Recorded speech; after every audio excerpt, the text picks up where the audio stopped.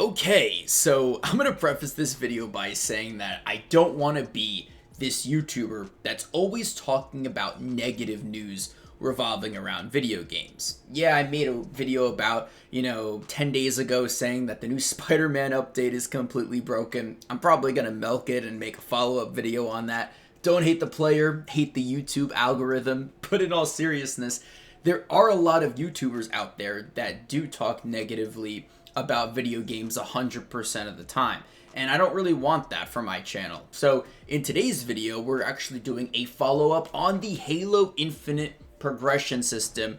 And I think 343 Industries is like a gold standard right now in the gaming genre, because the first thing that they did was delay their game, Halo Infinite, their flagship product for the Xbox, a whole year. Now, what other gaming company has definitively delayed the game, even though it was somewhat playable?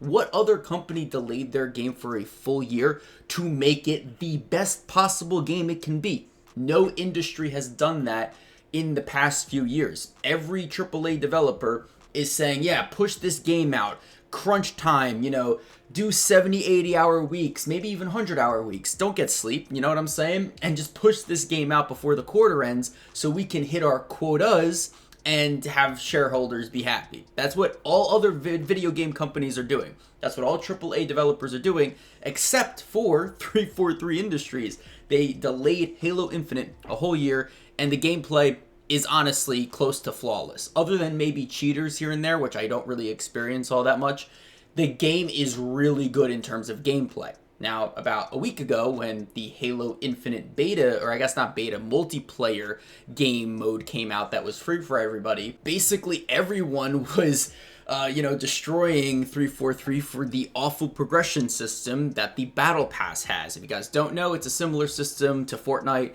but the progression was like laughable. You were getting like 50 XP per match, regardless if you played well, you won, you lost, you played terribly. It didn't matter. You're getting 50 XP no matter what.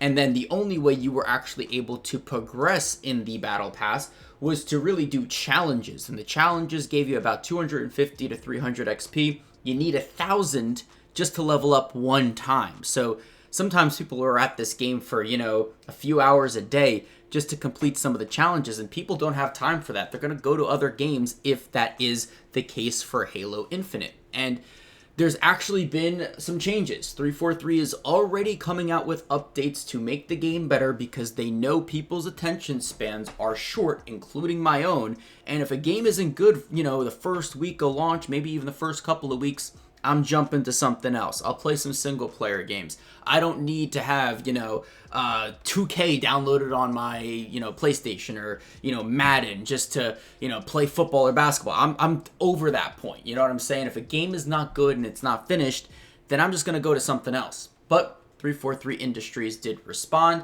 And I'm just going to call this guy John. He's the real MVP here. I might even going to attempt to butcher his last name, but he basically came out with a string of tweets that really give me hope for Halo Infinite. And honestly, I'm just really happy that this company is responding to its fans. I don't really think any other company is doing so to the degree that 343 has done so far. All right, so John says, when we made our initial change to progression, which added daily play one game challenges, updated weekly challenges, and doubled the duration of double XP boosts. If you guys don't know, they basically had these double XP tokens in the Battle Pass progression, and they only last about 30 minutes, but now they're 60 minutes, which is a good sign.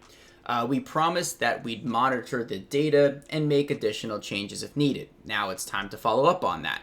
So he basically follows up and says, first game, 300 XP. Second game, 200 XP. Third game, 200 XP. Fourth game, 100 XP. Fifth game, 100 XP. Sixth game, 100 XP. And then seventh game and anything above that, you're getting 50 XP per match. So it looks like you're getting 1050 XP for playing 7 games of Halo Infinite, and sometimes those games don't take that long at all. So maybe you're playing a couple hours at most a day, and you can level up at least 1 time per day. This doesn't even add in the challenges that you can get with additional XP that'll give you like 200 to 350 XP. So you can honestly probably level up even 2 times per day if you're hitting those challenges, which is amazing. He also follows up and says, "We know many of you want even larger changes and we're committed to doing so, but those will take time. We made this update based on data and player feedback, and we'll monitor its impact after we push it live tomorrow morning.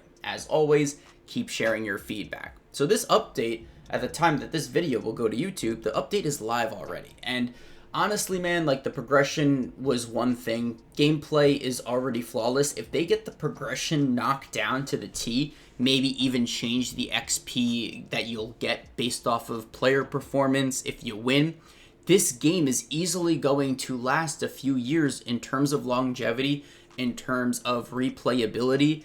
They haven't even given you guys, or I guess given us, the capability to create our own game modes to play online. Infection is another popular game mode in Halo that is not in multiplayer yet. They also need to release Forge, which is basically like a way for players to create their own maps. When all of that stuff gets released in the next like 6 to 8 months, this game is going to be honestly complete. And I just think other gaming companies need to follow suit with this type of thing, because when you think about it, right, when you think of the grand scheme of gaming, it's pretty dry right now. We're waiting on certain games to come out in 2022 and 2023. There's a few single player games that I might even make a video on that I'm actually really enjoying right now. But for the most part, in terms of multiplayer, what are you going to play? Call of Duty? Maybe you'll play like Apex? Maybe you'll play Fortnite? Maybe possibly Warzone? But the issue is that a lot of these games have cheaters within it.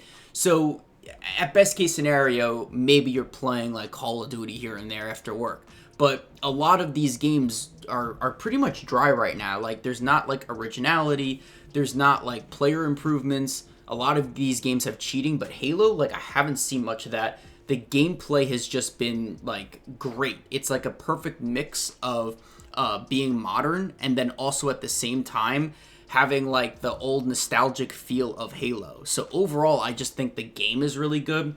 The progression seems to be updated, and 343 Industries is making sure that this game is going to be great in terms of like the long-term aspect of it. And they're listening to fans, they're listening to, you know, all the feedback, and they're gonna make this game honestly pretty surreal. I have all of my attention on 343 right now just because they are actually doing things about their game. So I hope you all did enjoy this video. Don't forget to drop a like, subscribe if you're new, comment down below what you think about this change. I think it's a huge change, and yeah, I'm a little late to the party, but I wanted to, you know, shine some positive light on this game because I have made a couple of negative videos and I don't want to, you know, do that all the time. So I'm Cryptix, probably going to play some Halo Infinite right now, and signing off.